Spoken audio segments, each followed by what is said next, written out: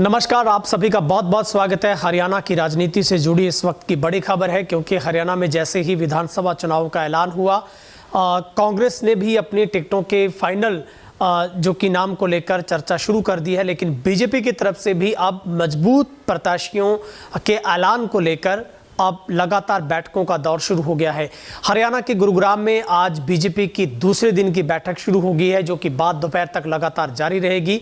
लेकिन 5 जिलों पर सबसे पहले ही जो मजबूत दावेदारी के नाम थे उन पर चर्चा की गई और आज हरियाणा के बाकी के बचे 17 जिलों के नामों पर चर्चा की जा रही है। और ये उम्मीद और भरोसेमंद सूत्रों से ये पता चला है कि बीजेपी इसी महीने के आखिरी सप्ताह के आखिरी जो दिनों में अपने पहली जो सूची है वो जारी कर सकती है। और ये भी बात निकलकर सामने आई है कि हर विधानसभा से 2-2 या 3-3 या ज्यादा से ज्यादा 5-5 नामों पर ही विचार किया जा रहा है। यानी कि इतने ही टिकटार्थी हैं वो बीजेपी की तरफ से इस बार टिकट के लिए आवेदन कर रहे हैं। और हरियाणा में लगातार जो बीजेपी के मामलों के मंत्री हैं, प्रभारी, सह प्रभारी विप्लव देव की बात की जाए, तमाम जो मंत्रिमंडल है वो लगातार नामों पर चर्चा कर रहा है। लेकिन आखिरी जो मोहर है वो केंद्रीय जो पूरी की पूरी समिति चुनाव की होगी वही आखिर में अपना फैसला रखेगी। निश्चित तौर पर जो दिल्ली में आखिरी नामों पर मोहर लगेगी, लेकिन उससे पहले गुरुग्राम में मुख्यमंत्री नायब सैनी के नेतृत्व में तमाम जो बीजेपी के जो बड़े नेता हैं वो लगातार इन लिस्टों को फाइनल करने में जुटे हैं, ताकि आला हाईकमान के पास जो नाम है वो भेजे जा सके। तो हरियाणा में भाजपा की जो पहली लिस्ट है वो अगले हफ्ते में जारी होगी। 5 जिलों पर जो दावेदारों के नाम फाइनल हो गए हैं, 17 जिलों पर आज चर्चा चल रही है। एक दिन पहले ही बीजेपी ने 5 जिलों में विधानसभा वाइज नामों पर चर्चा की थी और सूत्रों की माने तो बीजेपी किसी तरह की जल्दबाजी में नहीं है। हर एक सीट पर जिताऊ भरोसेमंद कैंडिडेट के नाम पर फाइनल करके उनके पैनल बनाए जाएंगे।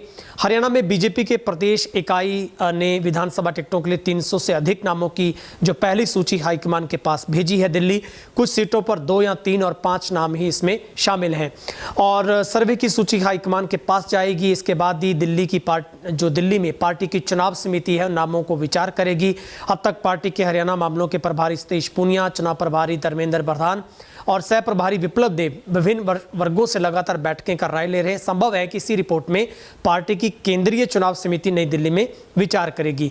और गुरुग्राम की बैठक में प्रदेश के दिग्गज नेता हैं वो शामिल हैं। फिलहाल पार्टी के पास जो 41 विधानसभा सीटें हैं, सीधे तौर पर बीजेपी का फोकस उन सीटों पर है जो पिछले चुनाव 2019 में हार गई थी और बीजेपी उन्हीं 41 चेहरों को इस बार इस तरीके से टिकटार्थियों को आगे लेकर आना चाहती ताकि वहां पर जिताऊ कैंडिडेट को रखा जा सके। और जिन सीटों पर जीत दर्ज की थी वहां पर कई मंत्रियों की टिकट कट सकती है, कई नामों पर विचार किया जा सकता है, कई युवा चेहरों को इस बार आगे लाने की जो बीजेपी की कवायद है। पार्टी की ओर से चुनाव के लिए टिकट घोषणा करने में कोई जल्दबाजी दिखाई नहीं दी जाएगी। सूत्रों का यह भी कहना है कि अगस्त के आखिरी सप्ताह में पहली सूची जारी हो सकती है। गुरुग्राम में इस पर मंथन जरूर हुआ है, लेकिन केंद्रीय नेतृत्व 3 से 4 बैठकें कर टिकटों को फाइनल करेगा। संभव है कि पार्टी की ओर से कम 3 सूची जारी हो सकती है। वर्तमान विधायकों, मंत्रियों की टिकटों पर संकट आ सकता है। अब पार्टी ये चाहती है कि युवा चेहरों को टिकट दी जाए ताकि तीसरी बार सत्ता में लाया जा सके। संभव यह भी है कि 2 दर्जन से ज्यादा विधायकों के टिकट कट सकते हैं। करीब आधे मंत्रियों के टिकट पर संकट ज्यादा बना हुआ है। इनकी जगह पार्टी किसे टिकट देगी, पैनल में नामों को भी शामिल किया जा सकता है। तो वहीं पर कांग्रेस भी 31 अगस्त तक अपने 40 प्रत्याशियों की सूची जारी कर सकती है। 90 सीटों को लेकर कांग्रेस पार्टी का मंथन 26 अगस्त से नई दिल्ली में शुरू होगा। यहां पर पार्टी की ओर से स्क्रीनिंग कमेटी के जो अध्यक्ष अजय माकन है वो बैठक बुलाएगी और पार्टी के दिग्गज नेता 4 दिनों से प्रत्याशियों के नामों पर मंथन करेंगे। संभावना ये जताई जा रही है कि 31 अगस्त तक 40 नामों पर मोहर है वो लग जाएगी। शेष 50 सीटों के लिए 3 से 4 सूची आने की संभावना है और पार्टी प्रदेशाध्यक्ष उदयभान का कहना है कि सर्वे रिपोर्ट भी जल्द तैयार की जाएगी। तो ऐसे में बीजेपी की तरफ से अब कमान कस ली गई है। बीजेपी किसी भी तरीके की जल्दबाजी में नहीं है। सूत्र ये कह रहे हैं कि बीजेपी जो जिताऊ कैंडिडेट है उन पर ज्यादा मंथन कर रही है।